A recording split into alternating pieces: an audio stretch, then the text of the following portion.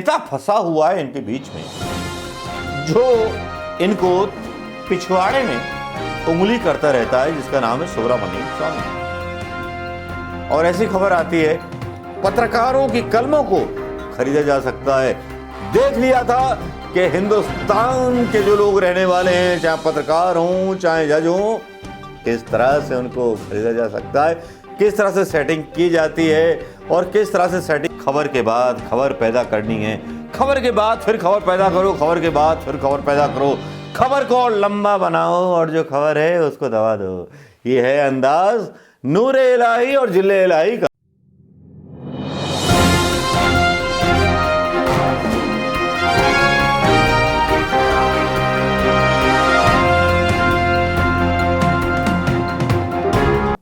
सुब्रमण्यम स्वामी सूसू निकाल देते हैं प्रधानमंत्री मोदी की उस भारतीय जनता पार्टी की सरकार की, भारतीय जनता पार्टी सरकार में रह करके उसके बाद भी भारतीय जनता पार्टी के नेताओं को होश नहीं आता और किसी भी गोदी मीडिया को ये होश नहीं आता कि कम से कम ये खबर तो दिखा देते।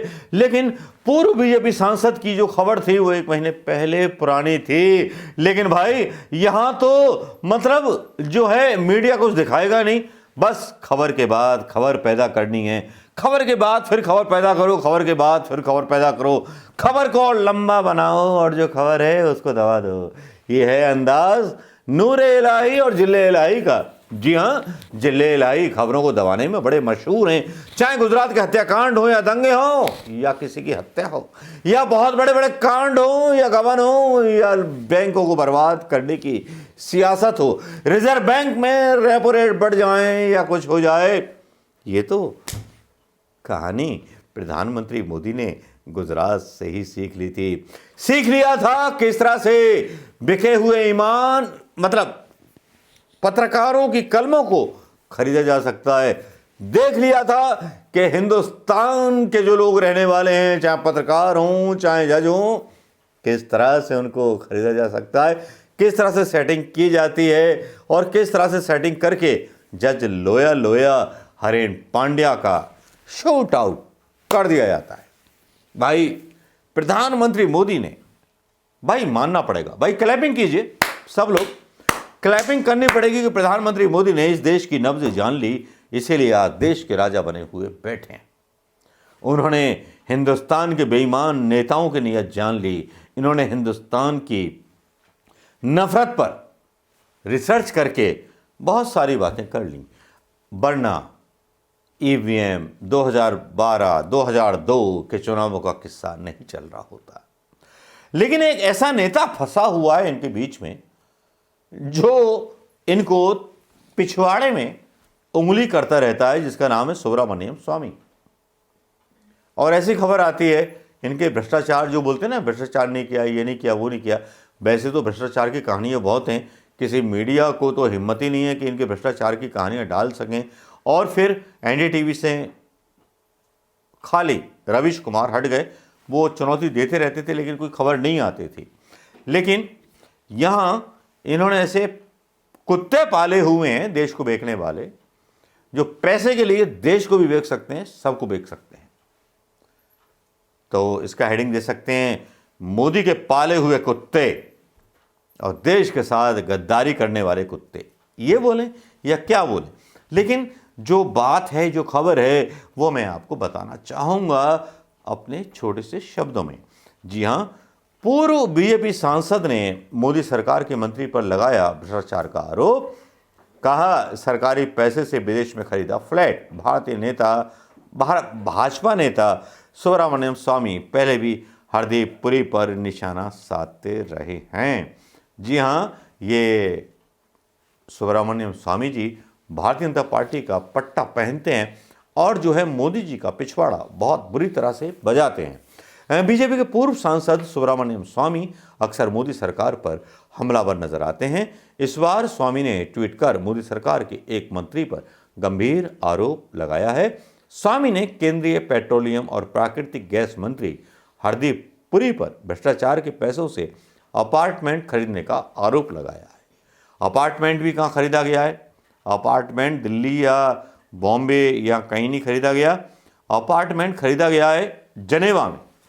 मतलब सब झूला डंडा लेकर के भागने की तैयारी में यहां तक खबर है कि मोदी ने तो अपना खुद द्वीप खरीद लिया है। स्वामी अपने ट्वीट में लिखते हैं कि पुरी जब जनेजा में पोस्टेड थे तो उन्होंने सरकार द्वारा भेजे गए पैसों को श्रीलंकाई तमिलों को डाइवर्ट किया और लूट के उन पैसों से जनेवा के पाश इलाके में एक बड़ा अपार्टमेंट खरीद लिया। जनेवा और हरदीप सिंह पुरी के बीच क्या संबंध है, ये खबर भी बता देते हैं। पेट्रोलियम और प्राकृतिक गैस मंत्रालय पर मौजूद हरदीप सिंह पुरी की प्रोफाइल के मुताबिक उन्होंने अपने 39 वर्षीय कैरियर के दौरान विदेश और रक्षा मंत्रालय में वरिष्ठ पदों पर कार्य किया है। लंदन और बार्सिलोना में राजदूत स्तर के कार्यभार संभाले। जिनेवा और न्यूयॉर्क में संयुक्त राष्ट्र में भारत के स्थायी प्रतिनिधि के रूप में कार्य किया। इससे पहले टोक्यो, कोलंबो में भारत के मिशनों में सेवा दी। बहुपक्षीय कूटनीति में व्यापक अनुभव रहा है इनको।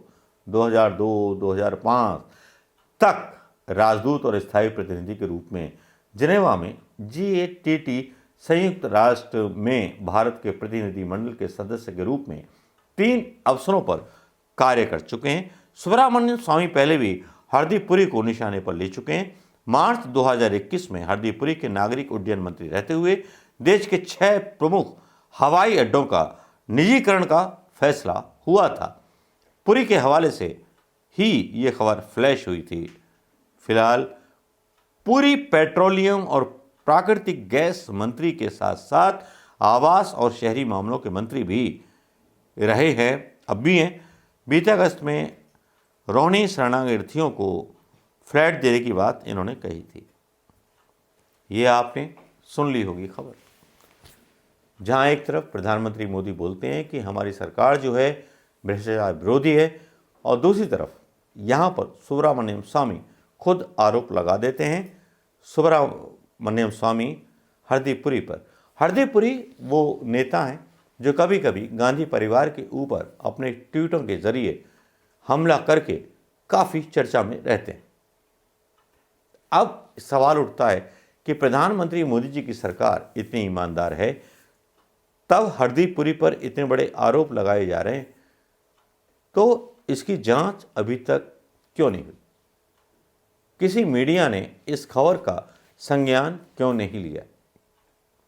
लिया जाना चाहिए था कि नहीं लिया जाना चाहिए था, आप बताइए दोस्तों।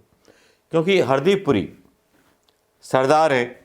यहाँ भी मतलब जो भी सरकारें होती हैं केंद्र सरकार में, वो एक मतलब सबको एक सेक्शन देते हैं कि असम के लोग इतने, सिख इतने, तमिलनाडु के लोग इतने, साउथ के लोग इतने।